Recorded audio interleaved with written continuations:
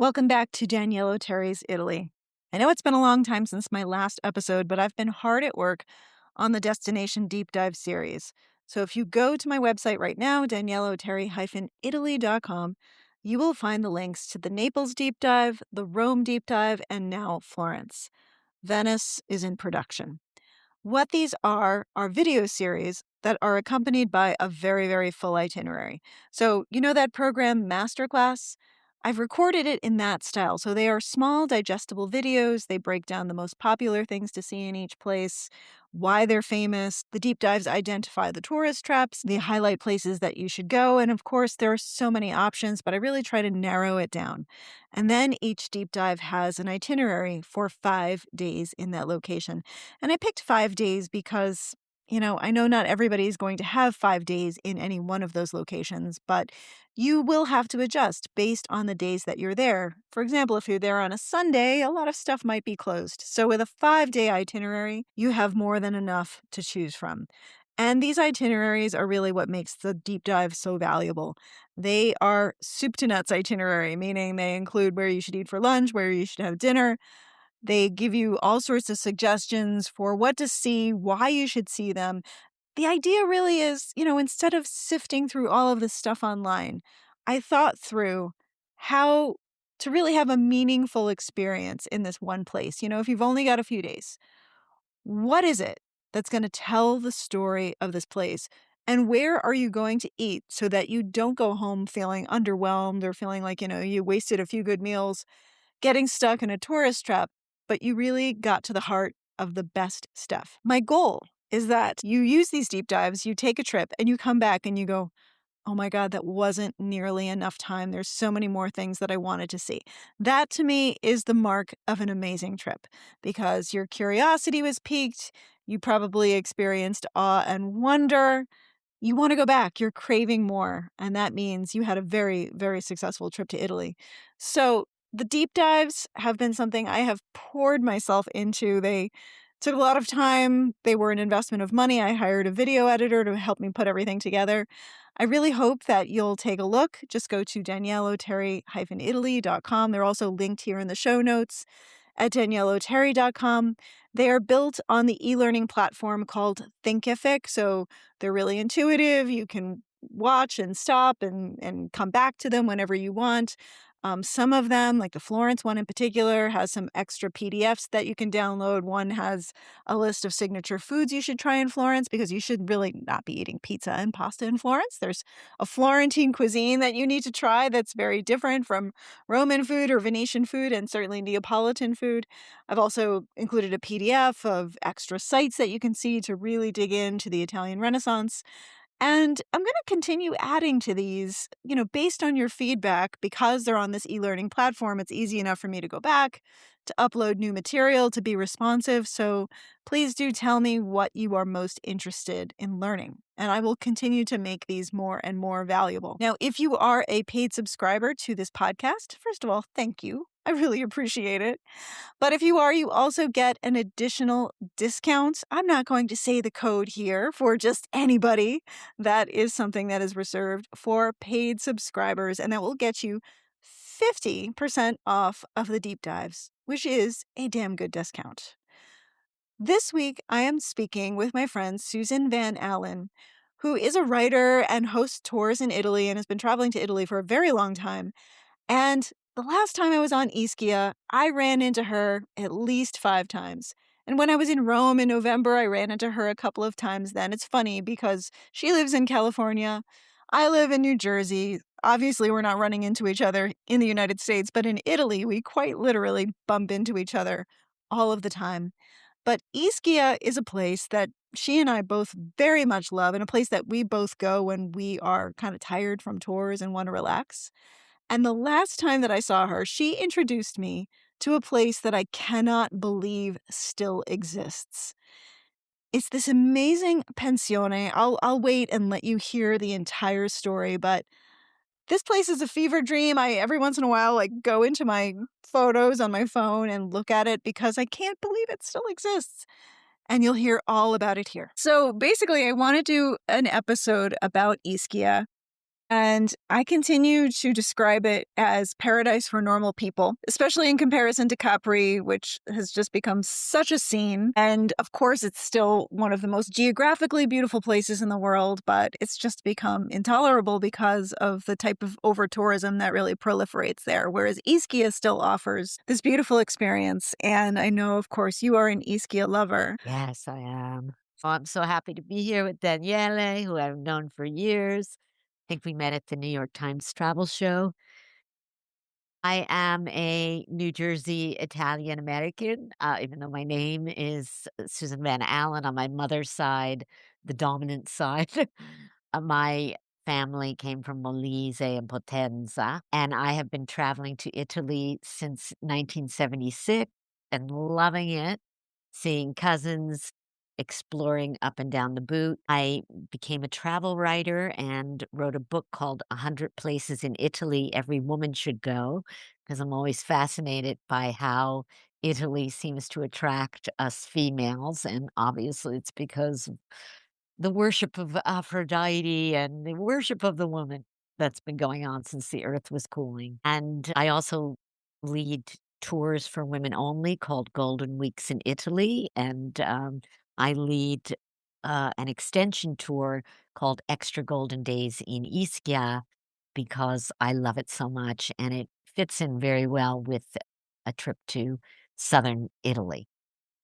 Why Ischia versus any of the other places that you could choose to do an extension of the Golden Days? Well, we've discussed this. We see it as an kind of an undiscovered island. And I think it's a wonderful place to add to an itinerary because it is full of these rejuvenating thermal springs, which is what we all could use on an Italian vacation. But it also is just it's full of history, fantastic food, great spirit, and it is not at all over touristed.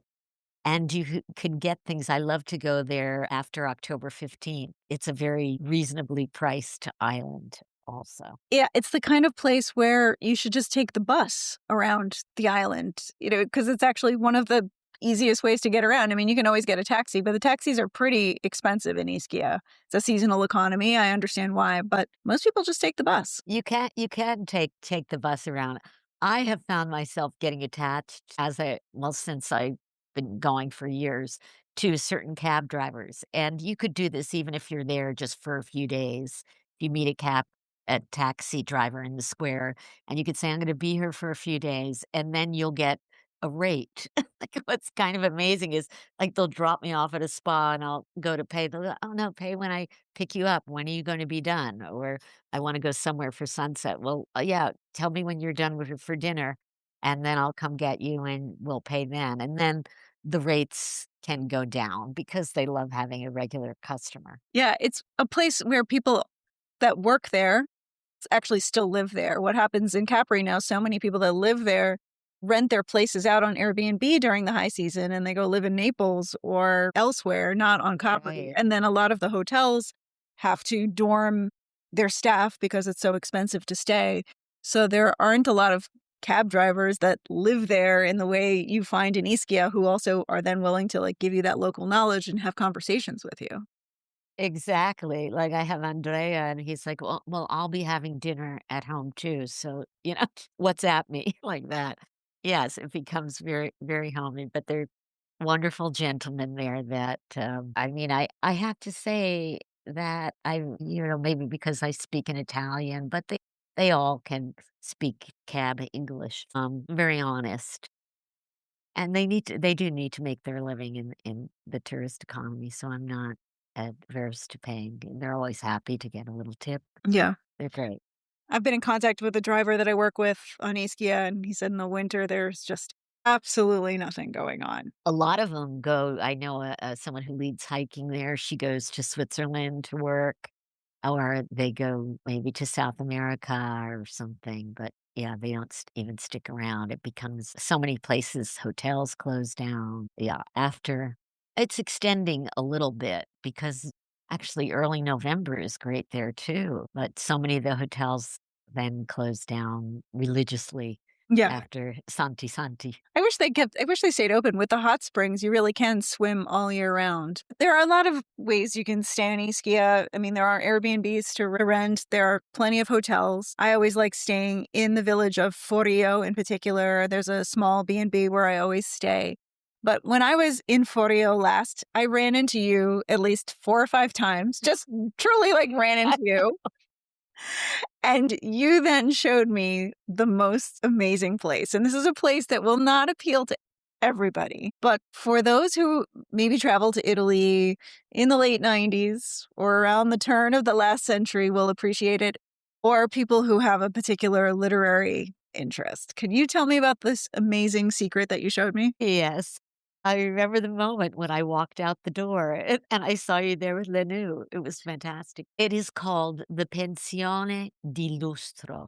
I think it's one of the last pensions in Italy. A pension would be a place where you would stay for like a week at least, and they serve you maybe 3 meals a day if you would like. Definitely, of course, breakfast, but also dinner. So the Pension di Lustro is located right near the port in Forio on Via di Lustro. It was named after the family's ancestor, Filippo, who was in the Napoleon's army. He was a local hero. And it opened as a pensione in the 1930s by this family who still runs it. And it's a 10-room pensione. You walk into the place where the horses used to be kept, and then no elevator upstairs. You go to rooms that have balconies overlooking the sea. They're very spacious. They're very I mean, they put in TV. The Wi-Fi is not that great, but they're all very clean in that wonderful Italian way. They clean your rooms very thoroughly every day. And what I love about it is that it's run now by the, grandchildren of the descendants who are now in their 70s, and Giuseppina and Maria Teresa, who you met, and they have a great claim to fame in that at 1949, Truman Capote stayed there. He had just become quasi-famous on the New York literary scene. He had been working in the mailroom of The New Yorker, and he wrote, a book that was published called Other Voices, Other Rooms, which was um, like, disguised autobiographical about him growing up in the South. And, he was kind of a darling of the New York literary scene, and he came and he stayed in that pension for 97 days, all through the spring of, 1949, from March until June.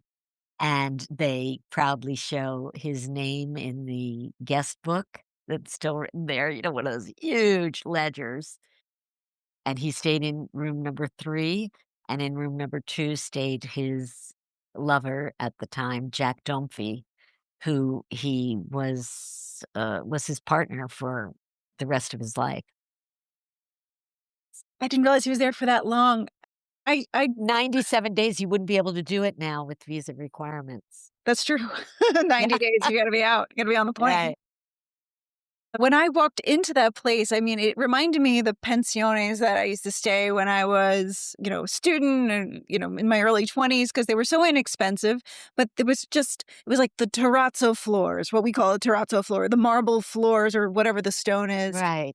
You know, you could smell how clean it was. It was very simple, but then like original artwork on the walls, not hotel art, just like quirky, truly local. And then yeah, the sisters that were there in the kitchen. They're always in the kitchen with the huge TV. It's TV event that's always on, very loud, and they're talking, cooking, eating, but from morning till night. Like, in the morning, you'll get a crostata, you'll get their jams and honeys that the local honey jams that they've made, a different cake every day, and then as the day goes on, the changes smell, then you'll come in the afternoon, you smell the eggplant. Sometimes they'll be frying some calamari, and, it's wonderful. Yeah, you sit there for dinner, and you always sit at the same place the table, and they'll if you order wine, they'll pour you a glass of wine, then the next night, if you haven't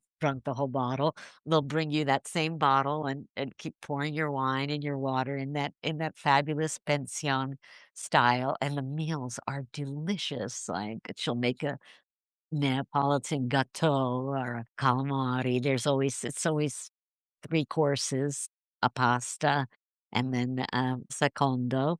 Sometimes it'll be like veal, or it's lots of times fish, of course, and a wonderful dessert, and then you get to know the people in the pensione. I usually go there at the same time of year, so I meet this, Swiss guy who's been coming there. His family came there, and he'll come there for generations, Dieter, and he stays there because he loves hiking up to Monte Epomeo, and last time I was there, I met another writer from Rome who then I Googled, very famous, Mario Fortunato, who Oh, wrote a wow. best-selling book called, Soothe, and he was there with some friends. So Truman was, you know probably not the first.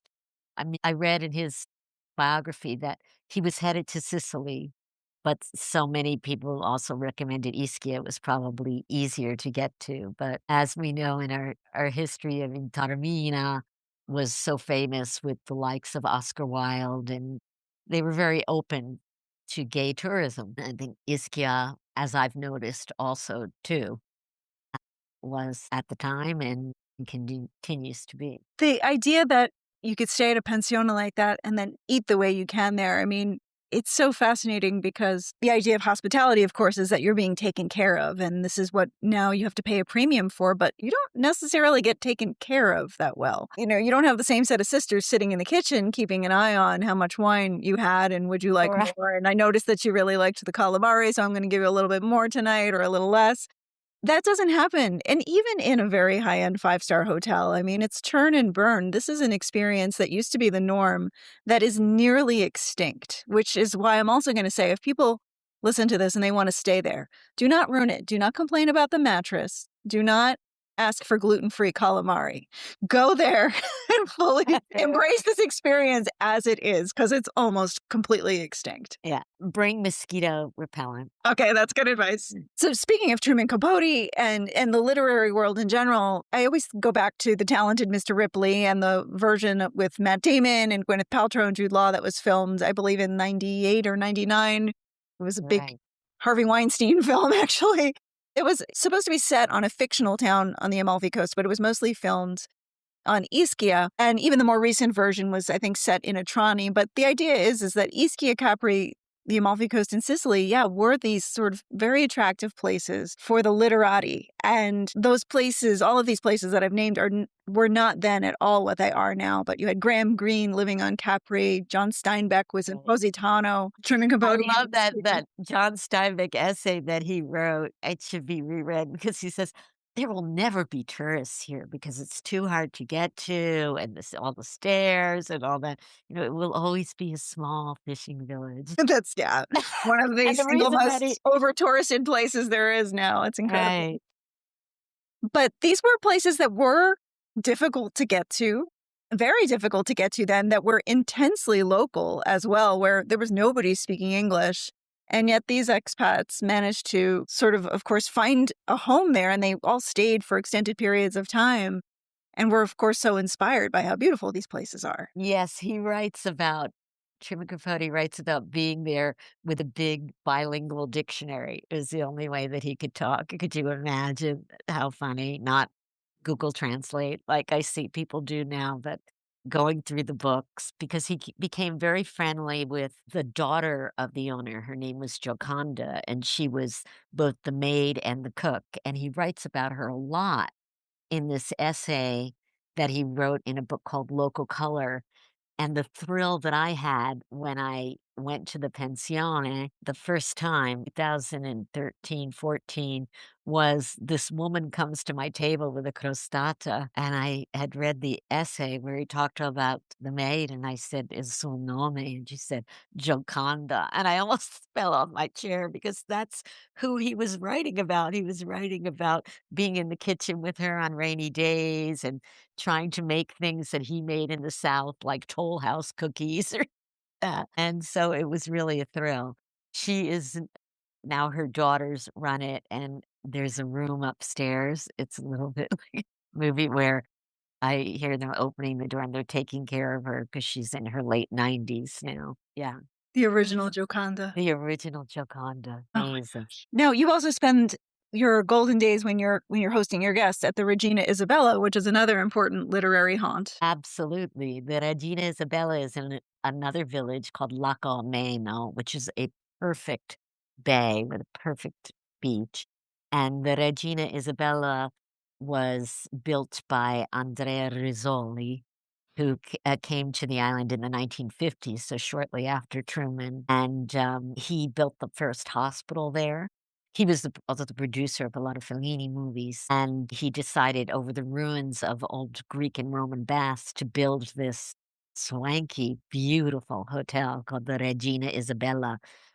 Queen Isabella from Spain came to Ischia in the 1800s to recover from pregnancies, and she soaked in the waters and was healed. She was honored there more than the saint. Restituta, who in the 3rd century washed up there, but they kind of then started calling it more Regina Isabella than Santa Restituta, but Santa Restituta is still honored in Lacomeno. I love all the women's history. So, Yeah. yes, we stay there. Like I say, it's wonderful to be there towards the end of the season. We're there a few days before it closes, and we have these beautiful rooms with balconies overlooking the sea, and the food there is fantastic. We do get special attention because 'cause we're rattling around the hotel. There aren't that many people staying there. They have a fantastic spa. They mature their own mud, which has been studied there by doctors. It was studied by Marie Curie.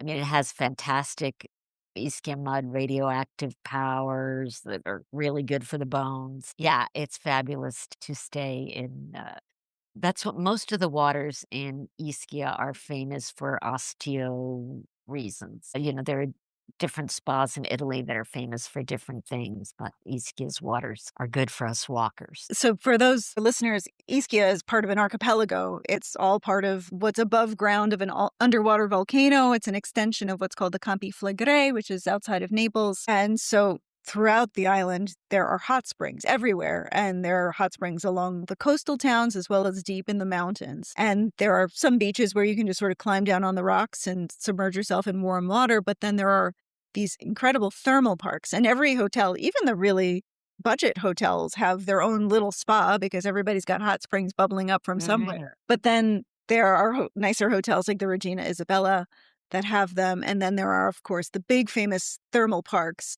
Poseidon and Nogombo, which are the most famous.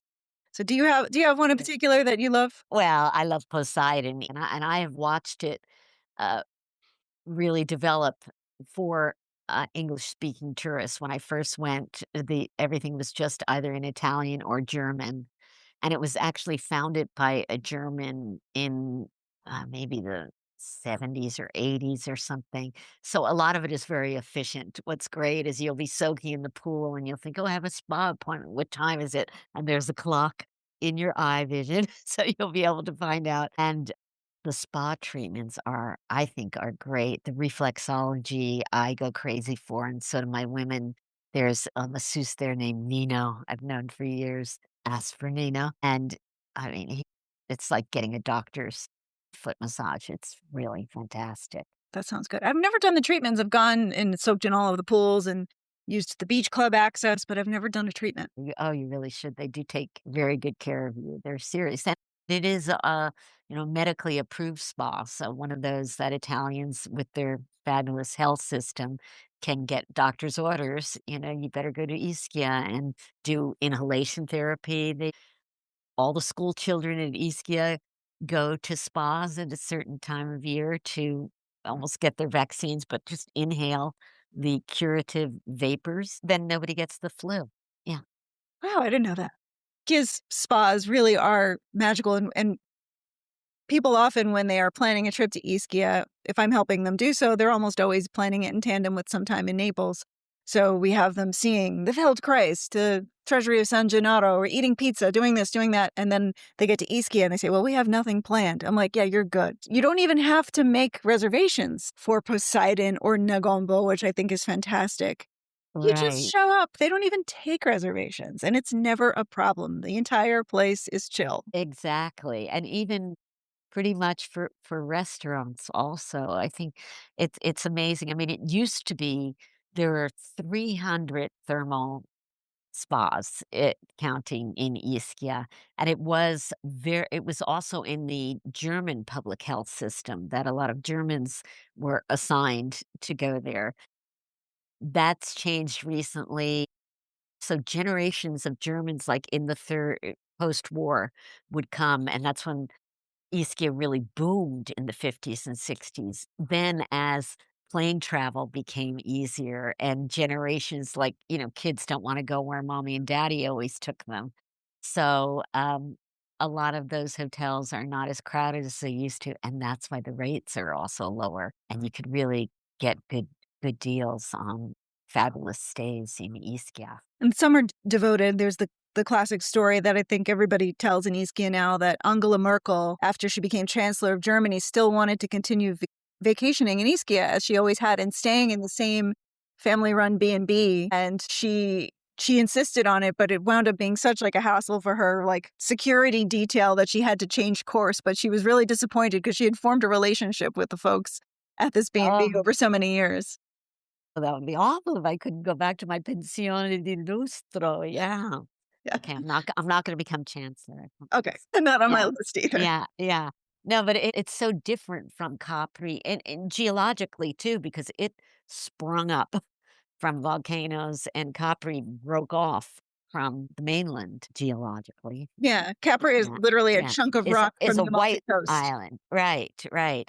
And, Ischia we call the green island, and a lot of the rocks are green, I mean, just full of minerals, which is also why it's a fantastic place for wine, and the Greeks started planting vineyards there, and the Ischitani are proud to say, this is where the first wines of Ischia were planted, and it was the first place to get DOC status for their Pieti Rosso, Oh, the red wine, yeah, and they mm. have wonderful wineries. I love one near Lacomeno called Tomassone, and, they have a great history of winemaking, and they serve a fantastic I love when they serve a lunch with the tasting, it's not like you're standing by the counter, you're sitting with a fantastic view and you're getting course after course that goes with the wine, and, it's a fabulous experience. Is it in the mountains? Yeah, it's a little bit up from Lacomeno, but, we take from Regina Isabella maybe 10 minutes or something. Then the vineyards are there, and then you also can see the beautiful Bay of Chitara from there, and yeah, the wines there are great, and also let's not forget the gardens because of all the lush terrain, and the most famous is actually technically in Furio. It's very near Lacomeno, La Mortella Gardens, which are just totally exotic. They were planted by Lady Susan Walton, who was the wife of composer William Walton, and it was his idea, in the fees transfer to have a place in Ischia where it could be quiet, where he could compose, and this very clever wife that didn't have anything to do, but she happened to be friends with Russell Page, who was a, famous landscape architect for gardens in England. and she called him in to help her, and they bought in plants from all over the world, and you'll have orchids, like an amazing blue orchid, ferns from all over, plantings from South America that she bought, and it became her passion project, and she started opening up to visitors in the 1980s, and I know, travelers that went there that said she used to be there. She passed away in 2012. It's this woman in a caftan would come out, "Oh, welcome to my garden, have a cup of tea." And it's a wonderful experience, and if you go there, um, in season, they also have concerts there in honor of her husband, chamber concerts, and I include that with my trip. Visit the garden near sunset, and then there's an hour concert. They support young, wonderful musicians, and you get to hear some great classical music for an hour.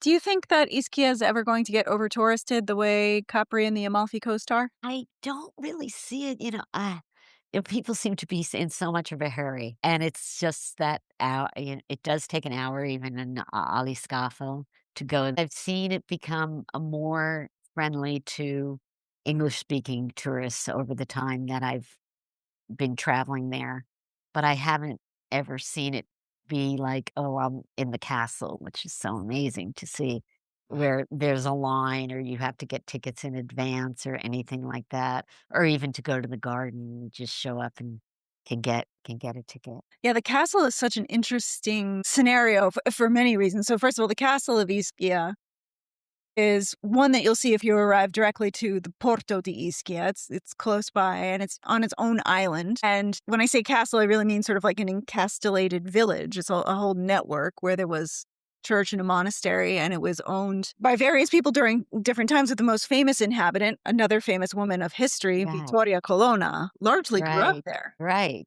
Well, she went there, she was married off and then her husband died, and instead of marrying someone else, and you did a great episode about why that might not have happened. She went to Ischia, and in this part of this castle, she had a salon of poets and painters. Michelangelo was one of her very good friends. And yeah, she turned it into that. It became very big in the Renaissance. I mean, because of all the volcanic activity, a lot of there was a lot of people that went there to live. It was safer, it had watchtowers. Of course, there were pirates, so it was a really safe place to live, and then, of course, people started saying, like, "Oh, there's all this mainland, we wanna live there." So it was kind of abandoned. As you travel there, you see, it says 18 churches over the centuries there, convents with nuns. There's actually was a monastery there, and it is now open as certain rooms as a bed and breakfast. I've never been able to stay there. That place you have to reserve well in advance because the rooms are limited. There are cafes there that I've had the pleasure of eating in, but I've never eaten at the restaurant there, which is really great. But what's amazing about it too is that it's been privately owned since 1911 by a family. Yes, And which is so incredible. yeah. So, I mean, it's wonderful that it's open to visitors, part of it, but when I was there the last time with my little group, she pointed out, that guy working in the garden over there, that's part of the family who owns it, and they support contemporary artists, and they have contemporary exhibitions changing every time in the old Renaissance churches and things, so it really makes it such an interesting visit. I would definitely go with a guide there because as is in many places in Italy, it's not like things are really marked that well, and you can get much better feeling and knowledge of the history if you go with a guide. My friend Rita J. King, who was on that episode with me where we discussed Vittoria Colonna and Right. her fascinating life, with the discovery that perhaps she did not have children with her husband because she was in fact an intersex person. Go back and listen to that episode. I'll link to it in the show notes. She is friendly with the owners of the castle, and so she had set up an opportunity for me to meet them, and I was just so fascinated that the current owner, Nicola, his grandfather, purchased that island when it was just derelict, but they sell tickets in order to support keeping the place open and alive, but it is truly a labor of love. It's not like they are running a five-star hotel there and making lots of money. I mean, they are keeping it alive for history and truth and beauty, which is rare, and I think it's Uh, incredible. really, really, really is. Lucky you for getting to meet them. Yes, it is, and it's very well kept. It could look intimidating when you see, like, "Oh my god, it's so high up, I can't get up there." They have an elevator where I take my guests up. And, yeah, walking around there are beautiful places to sit, a couple of cafes up there that have never been crowded, I mean, and the seagulls swoop overhead, and you can have a wonderful, cocktail up there or gelato, and it's you could spend a really long time up there. It's beautiful, and I'm always fascinated. They have a gift store with The gift local store is good. crafts. Yeah, it's great, beautiful jewelry, and, it's an amazing place, and the history is jaw-dropping. So, I mean, even though I've been there many times, you've been there many, many times, I feel like we're both falling under the spell as we're just talking about it, and that's really, I think, the vibe of Ischia. I mean, you It's really true, you there's submit so to it. many. Yeah, like, I'd love to stay there as much as I love the Pension di Lustro. I would love to have the opportunity of staying in that castle. I've never there is the Moronti Beach that has hot springs hot places in the sand where they cook chickens, and they can cook things there, and I've never had that experience. I really wanna do it, and, there's wonderful hikes that you can take. I would love to do that, I'm sure at all levels. It is a place where you can really feel. I always feel so rejuvenated and refreshed after being in Ischia. Yeah, that I it's what where I go often after I've done group tours and I'm just fried and I wanna go somewhere where it's gonna be easy to get around. I'm gonna get to soak myself, I'm not gonna spend a fortune, and I know I'm gonna eat well without having to have done much reservation making ahead of time. That's where I go when I want life to be easy and Italian. Right. And there is nothing speaking of eating just simplicity, the bruschetta on Ischia is famous and big, and it comes from the pomodoro, the tomatoes that must grow on the islands, and there's something about it. They make it with a little bit of celery and maybe some fresh oregano, and they serve it on a great crusty bread, and, I mean, it sounds like, "Oh, I can get bruschetta in Tuscany, I can get it in Rome." But no, in Ischia, it's its own special, really delicious thing. The most recent introduction to Ischia that we've all received has been both through women and through the literary world, and that is, of course, Elena Ferrante's Neapolitan novels, particularly Book 2. The Right. story of a new name where Leela and Lenu are spending summers on Ischia because in the 60s, that's when it really kind of became a place where middle class Neapolitan people started going on vacation.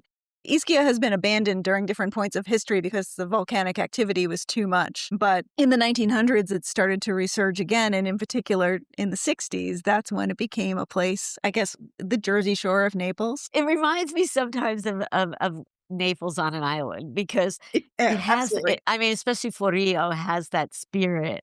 It You're like, oh, I'm in Naples on an island. Yeah, you Absolutely. don't really hear that in Capri. No. Yeah, no. You hear people screaming at each other. It I'll go to a church and there's these 2 old women, and what are they talking about? Like, what they're gonna make for dinner, kinda thing. Teenagers making out. Yeah. Sunsets in Ischia are so they're extra amazing to me, and near Forio, there's a famous place for them. It's like the show. Everybody goes there at a certain time of day. Chiesa di Soccorso, the promontory there, it's written about in My Brilliant Friend. And you see everybody gathered, it's where everybody had their first kiss. Staying in Forio is definitely the move, and you can take the ferry directly to Forio, get off the ferry, and walk to your accommodations, which is amazing. That's great, yeah, and then you could even I go there to Capri, which that's a beautiful boat ride from Forio to Capri. It takes over an hour, but it's amazing because 'cause you're really out there in the middle of everything. I've never done that. I've never been I don't know if I'm always there in, like, late October when that ferry isn't running. Well, I am too. I always try to buy the ticket and then it's canceled from Rio and you have to take it from the Porto, but there is one regularly from the Porto in the mornings to Capri. Another thing I like to do is take the ferry from Forio to Pozzuoli to then go see the ruins at Right, Baia, which I think is such an amazing thing. So Baia was this ancient Roman resort, and when you go first to Poseidon and you look at it how it's physically laid out, it's sort of tiered. It's like right, terraces and you keep going up and up and up and there's different pools and gardens and lookouts. And then you go to Baia and you see the archaeological site. It all makes sense. Poseidon is, of course, modeled after Baia. There's almost nobody there. Everybody's going to Pompeii. There's too much archaeology in the Bay of Naples. Baia is very, very quiet. And so it can be a difficult place to understand, especially if you go on your own without a guide. But if you've gone to Poseidon already, it really clicks into place. right, right. That's great. And then you can do a glass bottom boat tour and see the water, the submerged ruins underwater. You can go snorkeling or scuba. Such an interesting place. And it's a little shaggy. It's a little, if you look at the town around it, it doesn't seem like there's a lot going on, but the history there is fantastic. And it's all Y part of the same volcanic chain. And then you just take the ferry back to Ischia. That's great. I'm gonna do that the next time I go. Well, maybe Uh, I'll run into you there.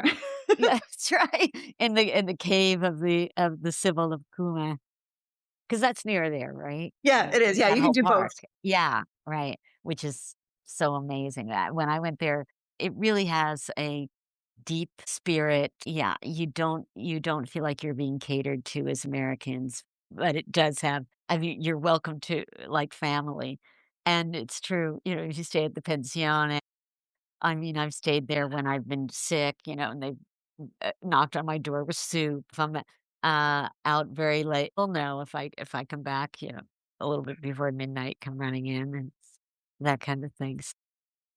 Yeah, they pay very close attention to you. It's great. Well, thank you so much for sharing this, Susan. I hope we didn't again, if you're gonna go to this pensione, you better be nice. Be nice, right, it's true. No, but I mean, the people who love it will love it, and the people that I meet there are people you almost have a contest of how many times have you stayed here. No, there you will be treated with a lot of great attention. Tell them, "Susanna l'americana, giornalista sent them." Giornalista sent you. Yeah. Wonderful. Well, thank you so much. Okay, thank you so much.